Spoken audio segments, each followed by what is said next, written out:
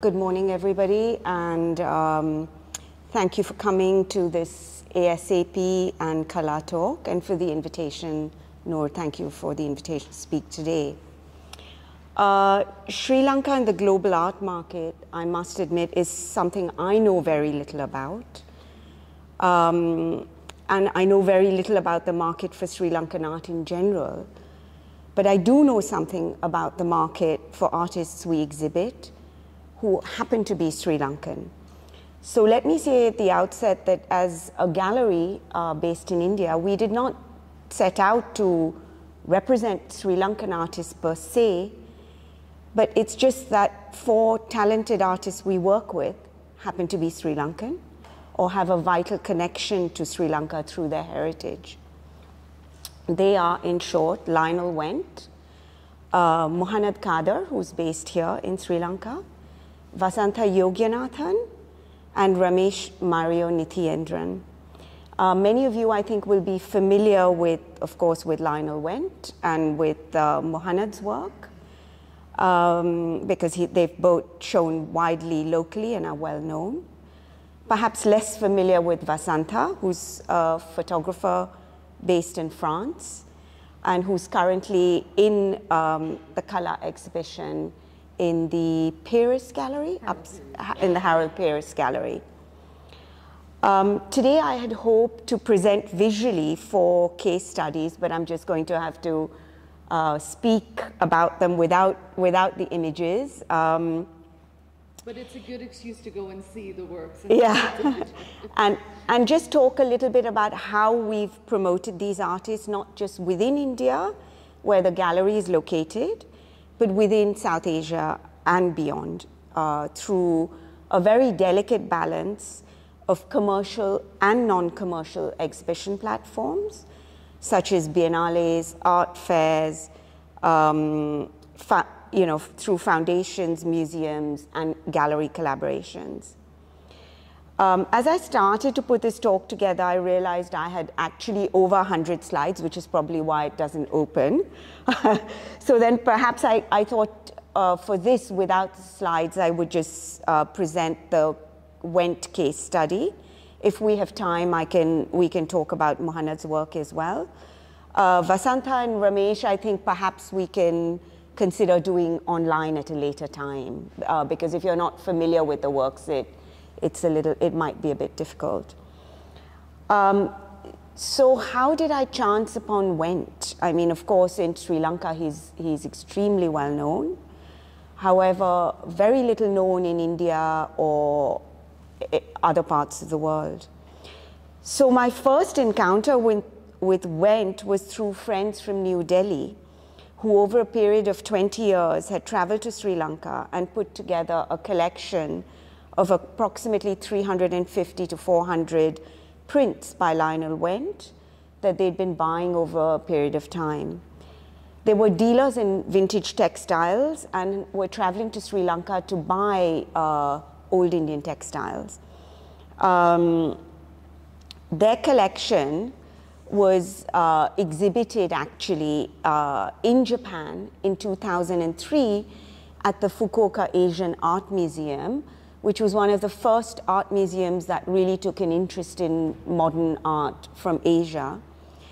And it was the 3rd exhibition in a series of modern artists, and it marked 50 years of diplomatic relations between Sri Lanka and Japan.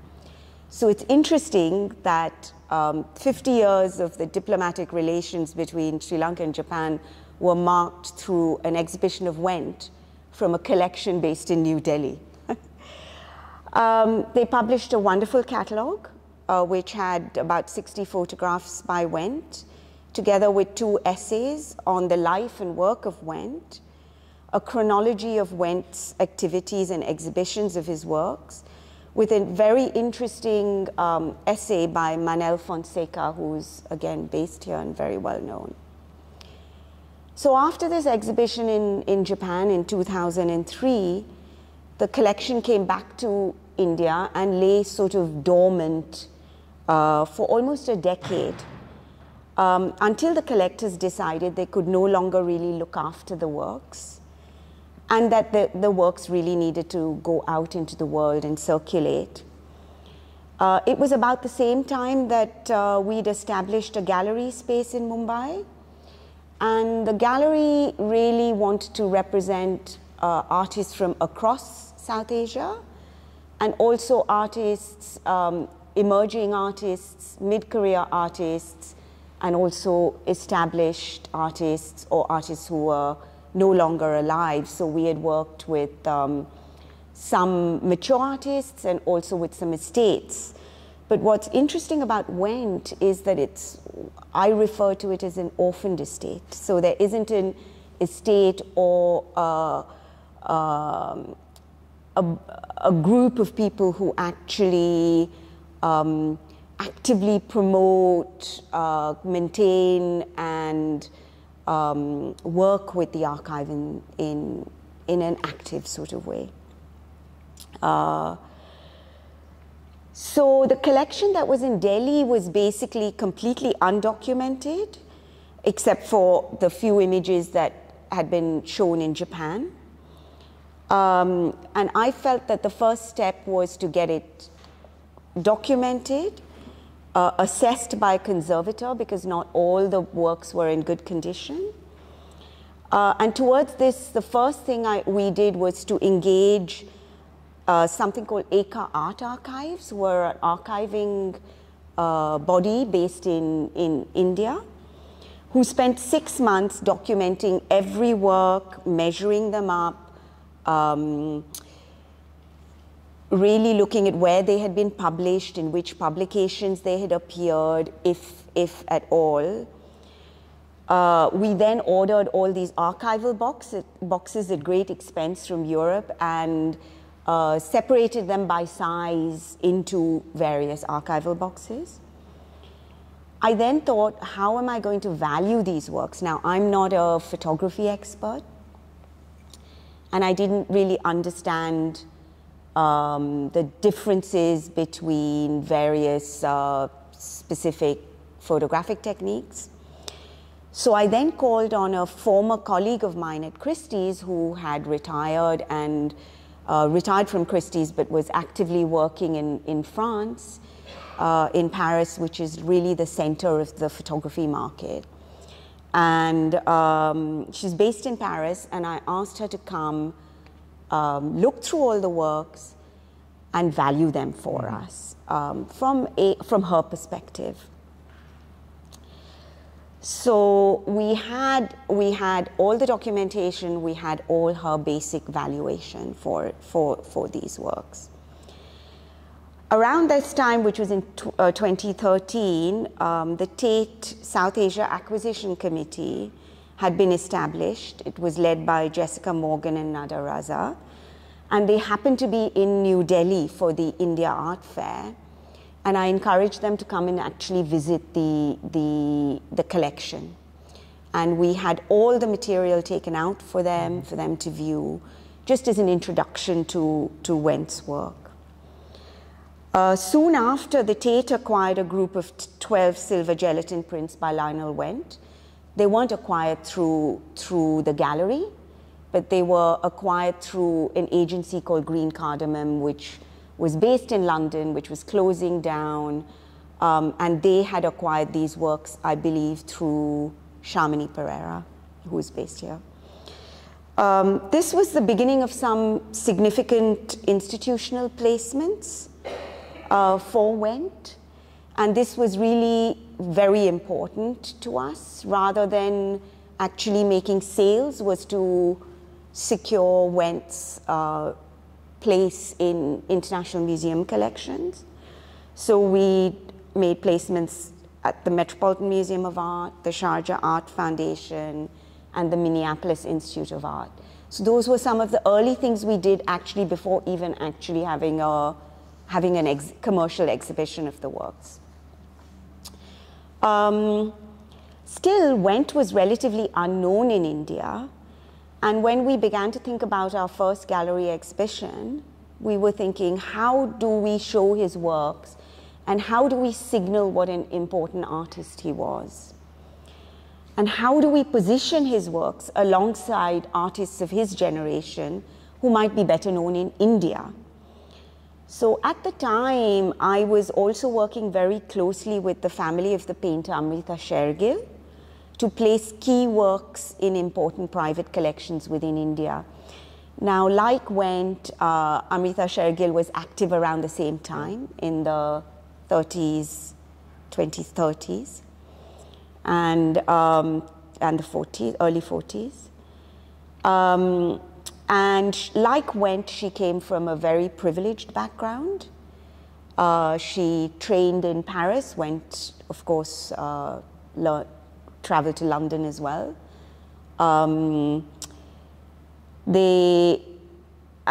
We put together this wonderful exhibition of works by Amrita Shergill and Lionel Wendt.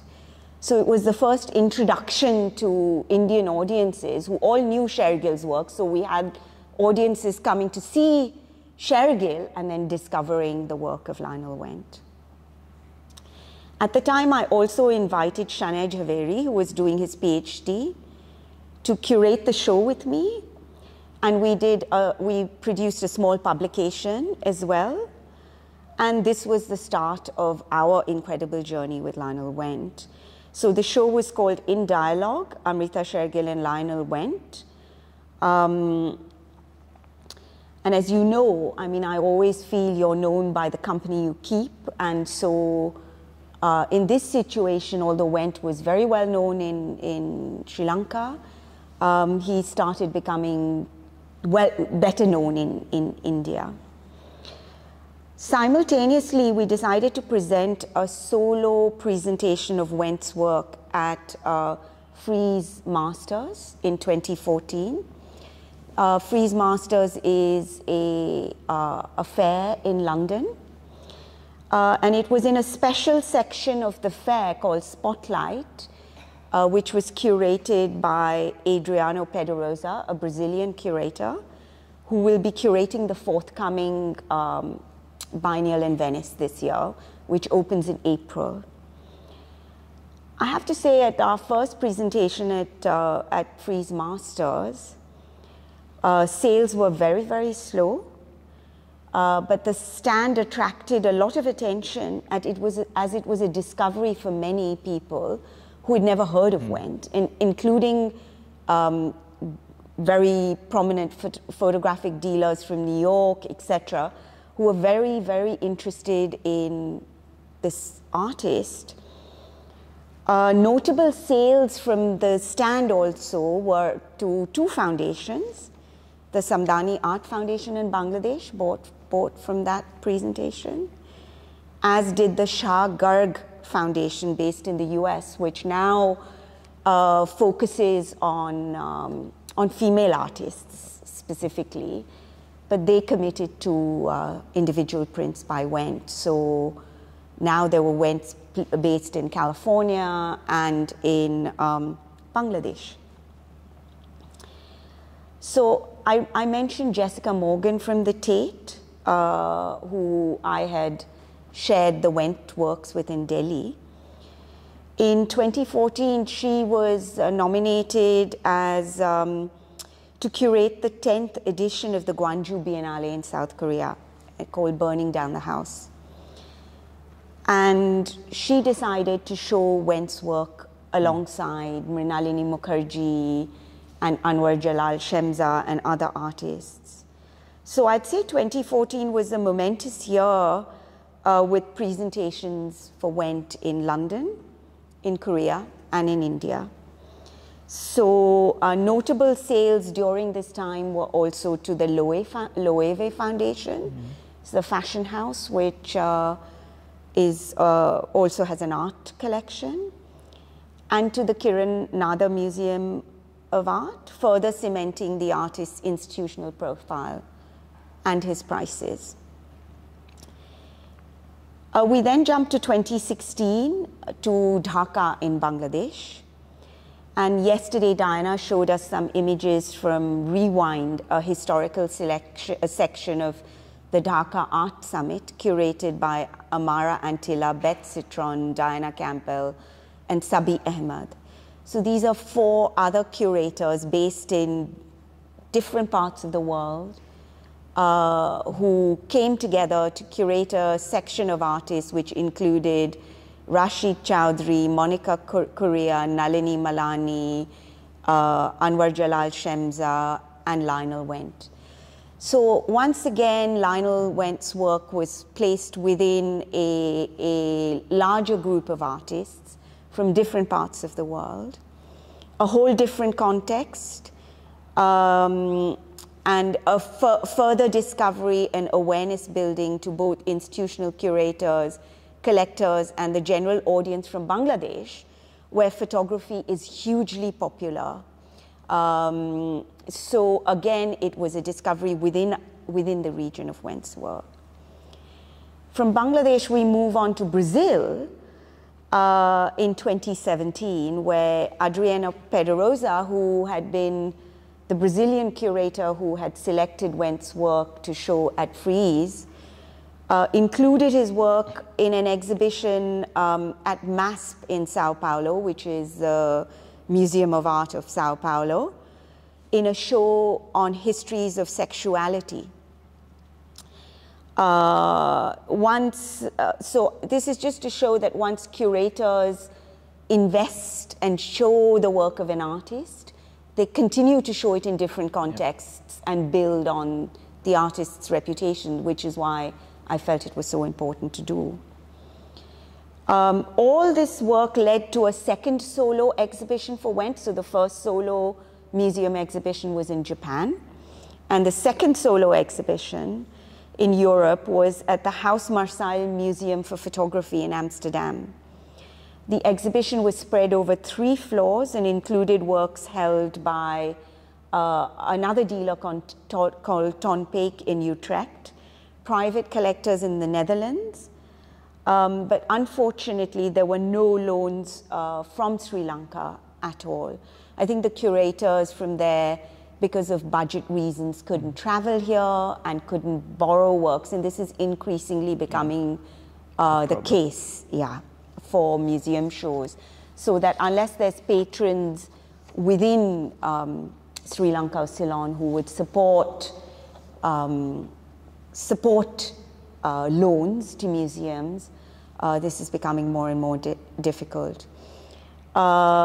Alongside the exhibition, FW Books produced a new monograph, because a lot of the books on Wendt were out of circulation, not available. And this particular book, which I have an example of in my bag, but provided the source material for another one of our artists, Muhammad Kader, who's used that book to make his artwork, which is also showing upstairs in KALÀ and is a response to Lionel Wendt's work. After the Netherlands came Athens. So you can see we're on a global tour, and Documenta 14, curated by Adam Simchik and Natasha Jinwala, who's the artistic director of Columboscope. Natasha, because she's based here, was also able to include some prints from collections in Sri Lanka. I think Dominic Sansoni very generously loaned some works to Documenta. Documenta 14, the Documentas are meant to be the most important large exhibitions of contemporary art that happen once every 5 years. So to have Wendt's work included in that was a huge honor. In the meantime, the gallery was also gearing up for a solo exhibition of Wendt in our new space in Mumbai. But with the pandemic and the harsh lockdown, we had to put those plans aside. So there was a little bit of a gap from Documenta 14 in 2017. When we jumped to 2022, when gallery collaborations became all the rage, and we held a collaborative show at Green Art Gallery in Dubai, showing Wendt's work alongside younger artists such as Lubna Chowdhury, Ali Kazim, and others, and including Anwar Shemza and Mohan Samant from our stable. So we presented all this work in Dubai. So we've gone from Brazil to Athens to Dubai. Also in 2022, the gallery held a two-person show called Shifting Waters with a very young painter from London called Jake Greywall, who had shared several concerns with Wendt, addressing the body and specifically the body in nature. Every time we do these shows, newer writers come in, we always try and engage new writers or new curators with works, so we increase the awareness of Wendt's body of work. In November the same year, the exhibition Interiors happened at Michael Werner Gallery, curated by Andrew Bonacina. Andrew Bonacina was also the curator for the Loewe Foundation, so he knew the work from then and included the work alongside well-known historic artists such as Gwen John, Francis Picabia, and others. In 2023, the Sharjah Art Foundation put together a show of their own collection. They had acquired a significant group of works by Wendt. And I have to say that they were not deterred by some of the subject matter, considering that there are issues in the Middle East with nudity and other aspects of the work. And they showed the work in a big exhibition called In the Heart of Another Country at Dick Terhallen and the Sharjah Art Foundation. It was a collection show put together by Dr. Omar Khalef. Once again, it included a wide group of artists, including Novera Ahmed and others. I know at this stage it might sound like I've just read a CV of the artist, but it's important for me to demonstrate the ways in which we can build a profile for an artist such as Wendt. And while we need to keep an eye on the commercial aspect through selling exhibitions, we also feel it is our responsibility to ensure his work is presented in alternative platforms in South Asia and beyond, and crucially in museum shows. Now, very quickly to the market for Lionel Wendt. We decided, although we had the early valuations by my colleague from Christie's, that we would sort of place the works or price the works between $5,000 and $25,000, depending on the size, the complexity of the works, etc. And although this must have been a lot higher than they were being sold locally, we felt we couldn't really show the work and commit to showing it in international platforms, which, like a standard frieze would be £30,000 to do, unless we could price them at that level. And initially people said, oh, they're very expensive, very expensive. But I think now they feel quite affordable when you look at his work vis-a-vis his peers, including George Keat and others. One thing to be aware of is all the prints by Lionel Wendt are pretty much unique, and they're not editions. This is not something that people are aware of. So for us, they have the same status as paintings or perhaps as works on paper by many of these artists. So those are the two things that I want to talk about, and few things that have hampered the market has been the lack of wider documentation of Wendt's work. So we don't know what the holdings are in Sri Lanka at all. Condition of several of the prints. The lack of a formal estate or foundation that controls the dissemination of the prints. and which follows very clear guidelines. And also the fact that they seem to be copied quite widely for commercial gain, you know, with making of posters and prints and portfolios and, you know, other things. They're not in copyright, so yes, people are free to use them. But I think often when people see posters and prints and reproductions, they can't tell the difference between the original vintage print and a reproduction. And that will come with time, but yeah. So this is where I want to end. You know, I'm sorry about the images because we had some very beautiful imitations which would have made it come alive, I think. But perhaps I can take this forward online at another time as well. Thank you so much, Amrita. And again, we will do something to show the images of all the artists that Amrita represents at Jhaveri Contemporary. But also, please do go on our website, Jhaveri Contemporary, and see all the different wonderful artists that she represents. And also now I'm going to hand it over to Nishad Avari, who is the head of department for modern and contemporary South Asian art at Christie's. Thank you. So I'm going to take this in a slightly different direction and talk to you from the perspective of an auction house, which in a way is both wider and narrower than that of a gallery. The painting you've been looking at, this beautiful, it's not a self-portrait, but a very self-referential painting by Keith from 1961, is of the artist and his muse, painting an artist and his muse in a very different style. It was a very large painting. It was 4 feet by 4 feet. We offered it for sale in late 22, and it's one of the top 10 paintings of Keith, value-wise, that has sold in the market. Can we go to the next slide, please? Can I ask what it's about? I think it was sold for about $88,000.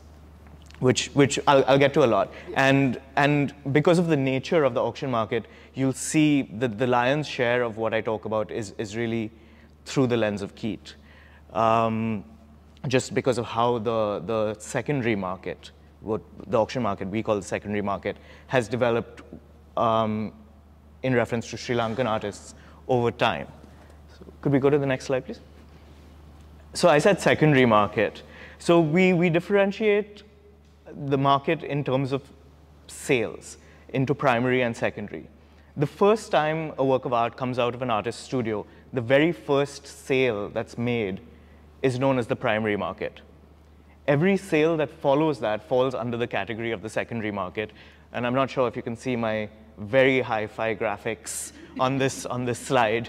But there's a lot of porosity and exchange between these two markets. There's no, auction houses don't operate exclusively in the secondary market. Galleries, dealers, and art fairs don't operate exclusively in the primary market. And we'll speak about that a little.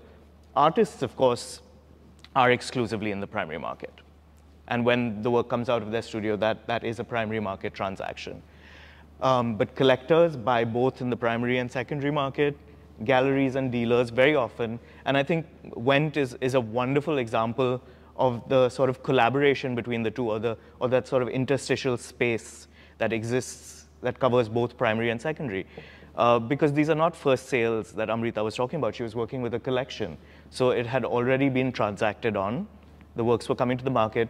But the effort in nurturing the career, in placing them within institutional contexts, that is all a primary market function in building the career of an artist over time and really putting out a little of what we'll be talking about later. Yeah, I mean, I feel like I've worked with Wendt as if he were a young artist coming out of you know, doing the first shows. So my approach has been like that towards his towards building a career for Wendt. So you see, there's no clear differentiation between the two. Very often, and you mentioned costs, for example. Very often for galleries to cover costs, especially when they're representing younger artists who might not be priced very high, they have to deal in the secondary market. They have to sell works that transact at higher levels in order to sustain what they do in the primary market. In the past, auction houses, which are typically sites of resale in the secondary market, have worked in the primary market, have opened gallery spaces like Haunch of Venison, which didn't work out, but you know what I mean. But there are a lot of features that define the secondary market. Not everything can come into the secondary market. And why is that? Why is it a narrower space? Of course, it's a resale space, so there has to have been a transaction already, or it has to have changed hands already for it to come into the secondary market. The reputation of the artist is important. This is all demand-driven, especially at auction. We don't have the luxury of curating a sale. And very often when especially my colleagues from museums, when I tell them what our timelines are for putting an auction together, that we work in 3 months and we have a sale of 80 to 100 works, they're left sort of without words. Because museum shows, on average, I would say 5 years in the planning, the timeline, for a similar sort of volume. If you're lucky. If you're lucky. If you're lucky. Yeah. So reputation of the artist, scarcity of the work of that artist, and of course, demand. Beyond scarcity of the work of the artist, it's the rarity of a particular work within the genre, the general oeuvre of the artist. For example, with Keat, it might be much harder to come across works from the 30s than it is those from the 70s and 80s. The secondary market is also based on very tangible facts about an artwork and its history. The first, of course, is provenance, which is a word that's bandied around a lot. And I know a lot of you know this already, so just to explain it really quickly, I like to think of it as the passport every painting has. Where has it been? How much can we actually trace that journey from the studio to where it is today? Where has it stopped? Where has it been exhibited? Has it been in a museum? Has a gallerist, whilst they were promoting the artist, placed it like Amrita's placed Wentz in various institutional contexts? And in those contexts, has it been published? So all the work that gallerists do to put out those publications, eventually down the line, 50 years down the line, 100 years down the line, come in very handy in the secondary market and make a huge difference in value. So exhibition history, publications, and the economic history of a work and of an artist as well. So comparable sales. Have there been similar works from the same period, similar sizes, similar subjects that have come up for sale, and what have they transacted at? Or has this very same work been sold before on the secondary market? Because secondary it doesn't just mean second sale, it is everything after the first sale. So no matter how many transactions. So a work might very well have come to auction 3 times in the last 10 years. And then, of course, things like the physical condition of the work. How have they lasted? And that's something we encounter in South Asia a lot, especially with our sort of humidity conditions for works on paper.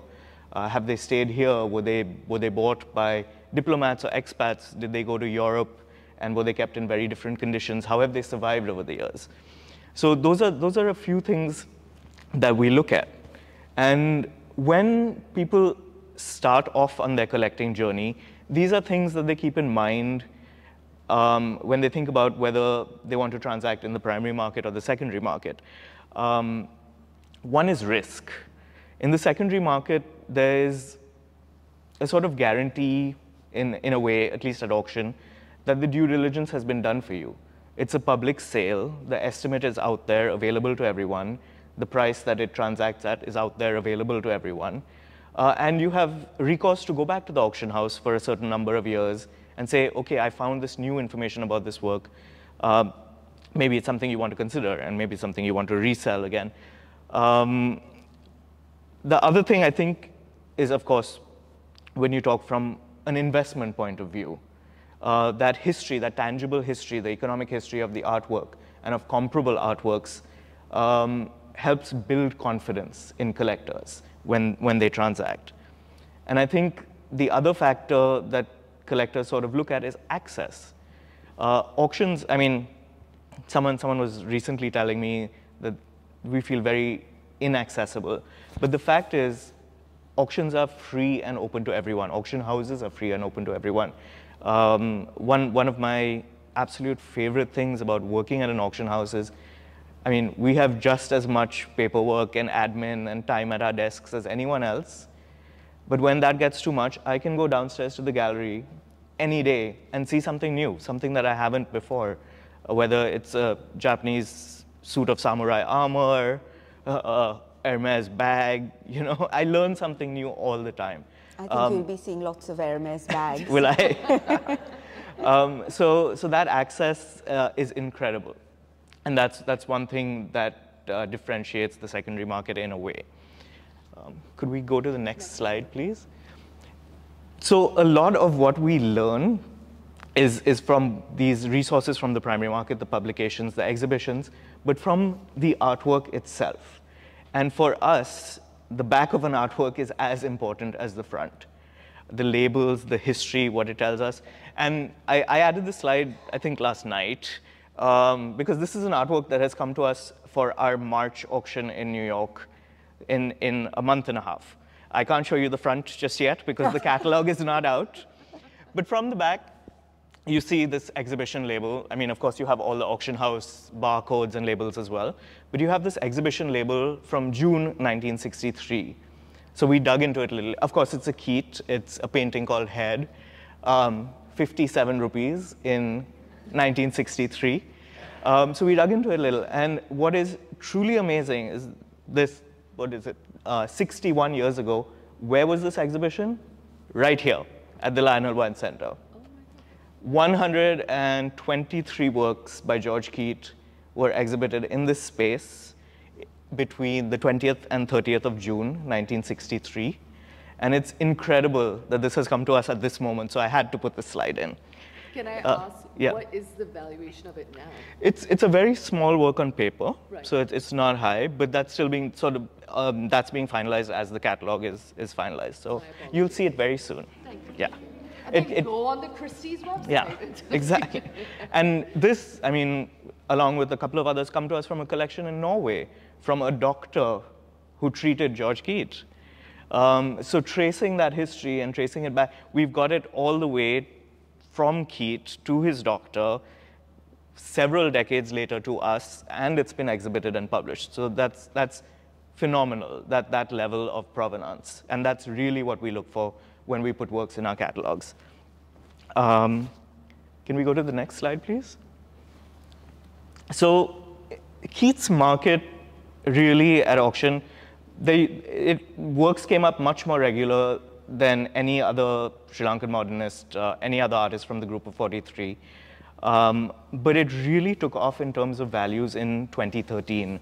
And so I think we're talking about the same period in general. We started working with Wendt, yeah. Yeah. We were approached by this Swiss couple who lived in the Bahamas, René and Matthias. They had been back and forth through Sri Lanka all through the 70s. I think after 10 years of living and traveling in Sri Lanka, they came across Keat in someone's home, and they thought it was a European modernist that they were looking at. And when they found out, they just had to go and meet the artist, and luckily he was still alive at the time. So they went and met Keat, but they couldn't source any of his works. They couldn't find any Keats to buy in Sri Lanka. So they made Keat introduce them to collectors who might be willing to sell to them. So the secondary market, you'll see, also includes direct sales from one collector to another. So they acquired about 20 very, very significant works by Keat on canvas, on paper.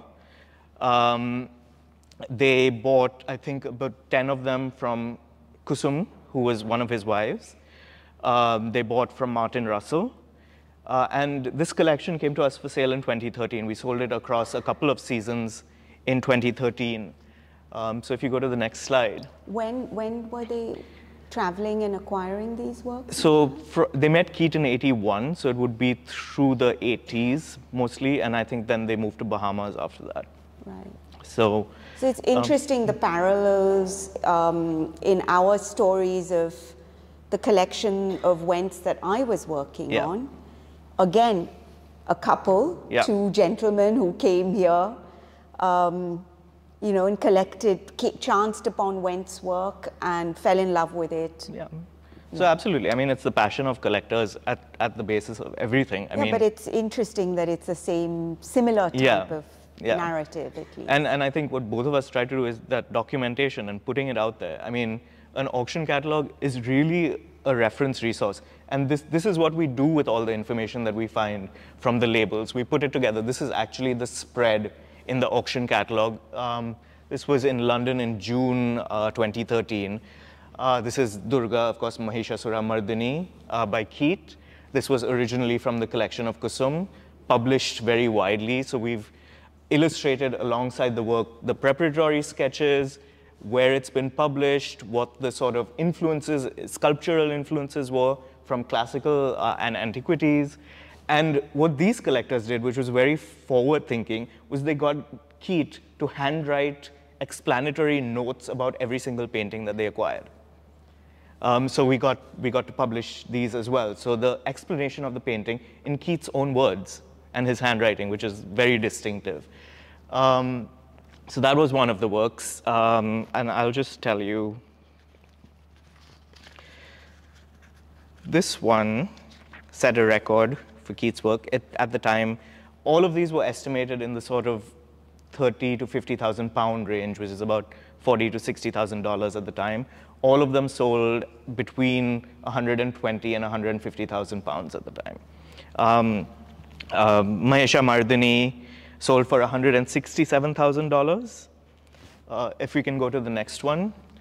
This was Gopi Vastraharan, and this was a very large painting. I think this was 6 by 4 feet. This one was $171,000. It set the record. This was in 2013, and this was a record that held till 2018. And if you go to the next one, Bhima and Jarasandha, this is probably the most well-known, well-published Keat painting. In fact, it's still being published.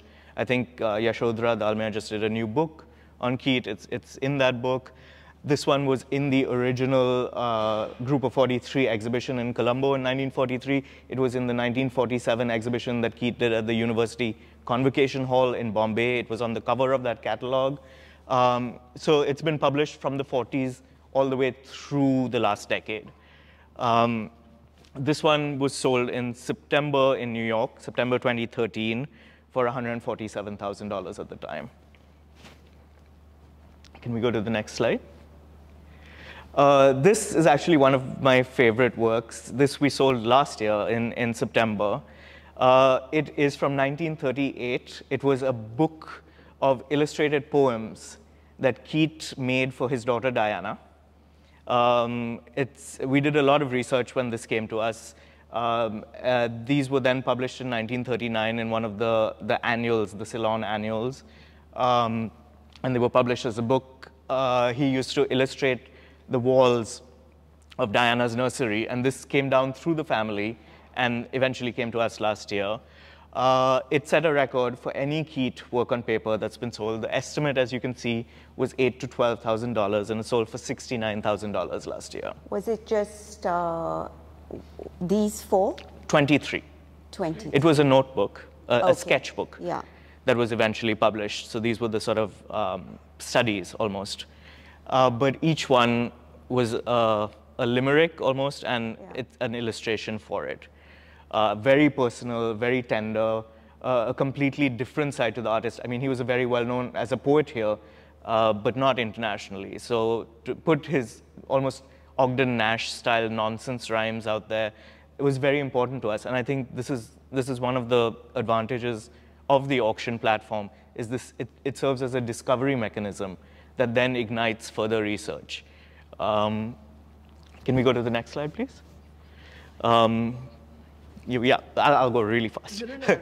We also had a wonderful collection more recently than the Margie's collection. This was the collection of Professor C.C. De Silva and his descendants.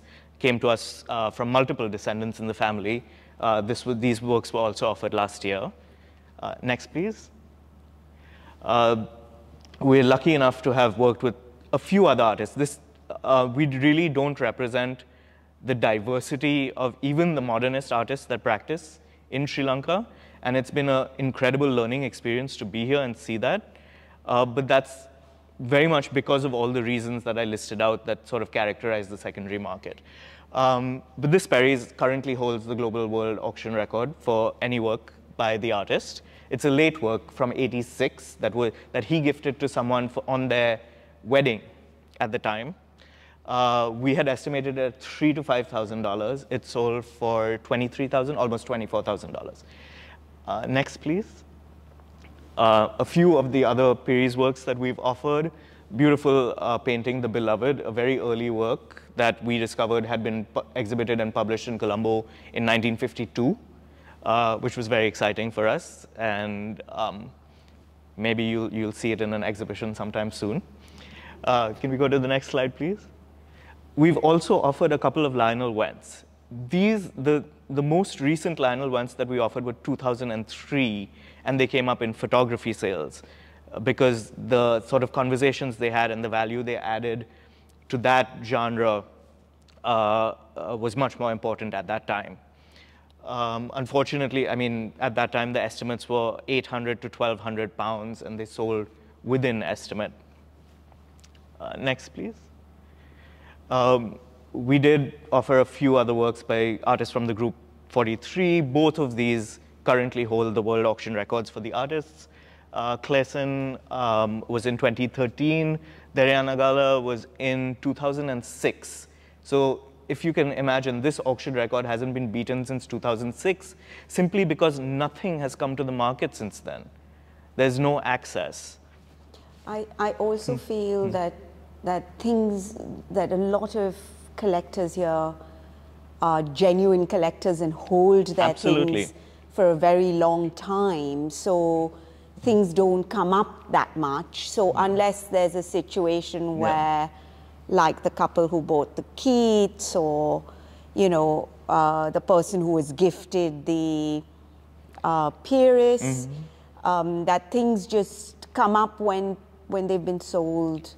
There's overseas collectors. I feel that collectors here really treasure their works and hold on to them. There's this very crude sort of epithet that's applied to auction houses, that we function on the 3 Ds. Death, divorce, and debt. So very often we have to wait for events to take place that sort of bring works out into the market. Spot on, though. So, yeah. Can we go to the next slide, please? We've also had the great fortune of being offering the only work by Mohan al-Qadr that's ever come to the auction market. Again, sold very well above the estimate, absolutely beautiful nightscapes. And the next, please. And last year, we offered our first work by Seneca Senanayake, which again sold about 6 times the estimate.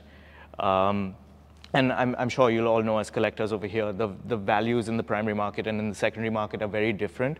In the secondary market, it's almost like a price discovery mechanism, where, as I said, it's completely dependent on demand, and the price settles. It's very public and it's transparent. The price settles where the demand lies. So based on this result, we can then estimate future works by Senanayake that we get, things like that. But I think that's it for me for now. Thank you so much, Nishad. That was really a wonderful presentation. I'm just going to add a little fun fact that Amrita Jhaveri started Christie's India. So it's always fun to have 2 Christie's people like this. The people who were X. But you still started. Yeah. You have to be careful. I don't want to be selfish and ask any questions because I know we're short on time as well. Are there any questions in the audience?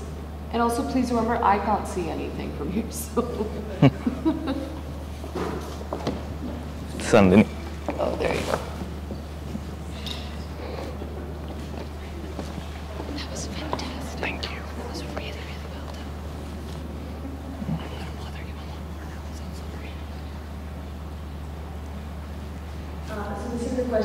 Nishad. I was really interested in,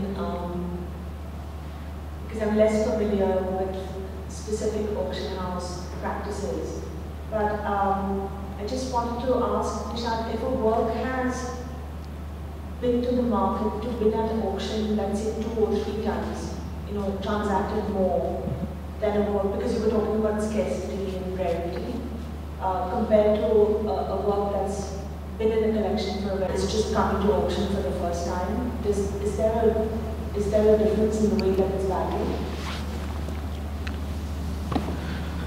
To be honest, not really. Value is, there's several factors that determine value. I mean, the physical condition of the work, the dimensions even. But it just depends on the market moment at the time. Because even if a work has come to market multiple times, it might have transacted at very, very different values. Like I mean, the Daryana Gala that sold in 2006, if it came to the market today, would be extremely different.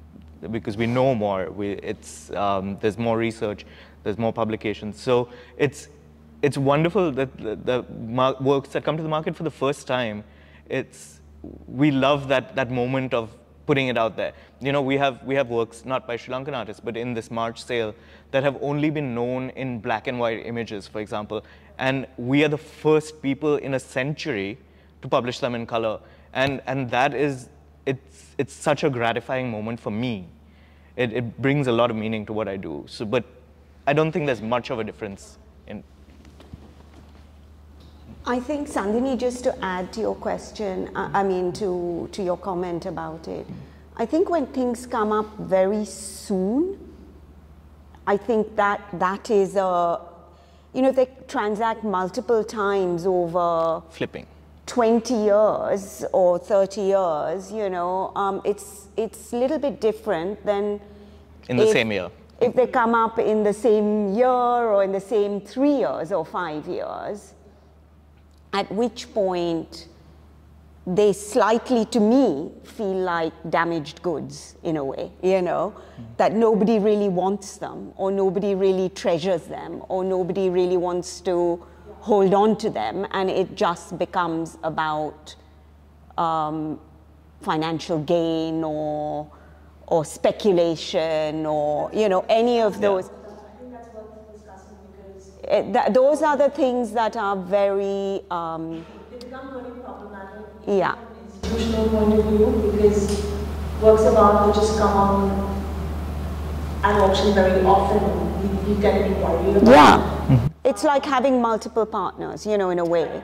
I mean, it's like the analogy is, I think it starts to problematize the idea of rarity and provenance and scarcity. Yeah. That the fact that an object has transacted so many times. And I'm just thinking from a museum perspective, because I think But sometimes, these transactional things also bring new information to the fore, right? Yeah. New research. And that can dramatically impact something. Like sometimes when things are at a low value, colleagues like Nishad, etc., don't have the time to really do primary level research into things that are $3,000 or something like that. They're worrying about the things that are 300,000 or 30,000. But sometimes there might be new information, new publications that have been lost that, There are layers and layers to it. I mean, for example, many of the estates that come up for sale that have works by South Asian modernists, for example, in North America, in Europe, will go directly to an estate auction house.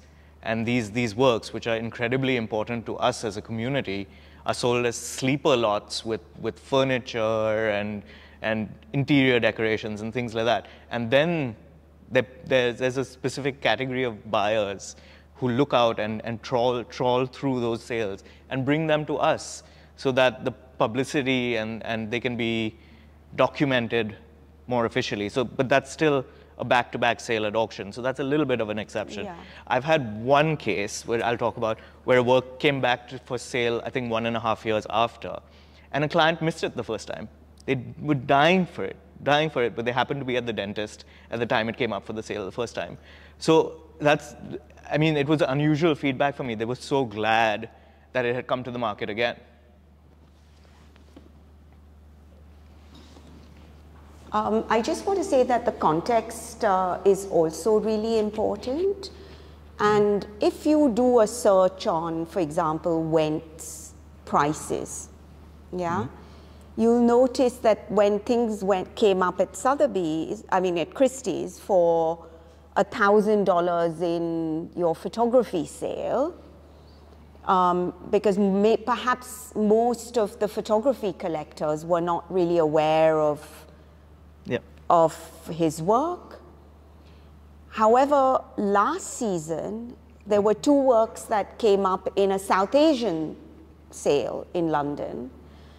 And they did quite well. I think they made 12,000 or something like that. So it's because we've worked so diligently to promote the work within our constituent audience, they now recognize Wentz's work and value it. So it's really about finding the right moment in time, at the right location also, to make these sales and to have a good expert write about the works, etc. So so yeah. Any other questions? I think we've got time for just one more question, and then. So, given that when he died at I think age 42 or 44, I believe he had an exhibition in London when he was in his 30s or something like that. Would that make him one of the first South Asian photographers to have had an exhibition in London? Given that the others like Julia Margaret Cameron, Edward Cornell, I mean, they published work in Ceylon, but they actually, they were not, Sri Lankan birth or something. It's likely, but I cannot be certain about it. And I think this is because there still remains to be quite a lot of research done in photography also in India from that period, from the 30s and 40s. This hasn't really been done. So at the moment, I would not be certain whether it would be the earliest exhibition. Unfortunately, there's certain images from those exhibitions that remain, but it's very difficult to find. We did try to find further information about the exhibition, but I think all those records were destroyed in a fire. So it's been very difficult for us to get like a list. You know, there are a few images that remain, but to get a list of works from that, I think it was a 1938 exhibition.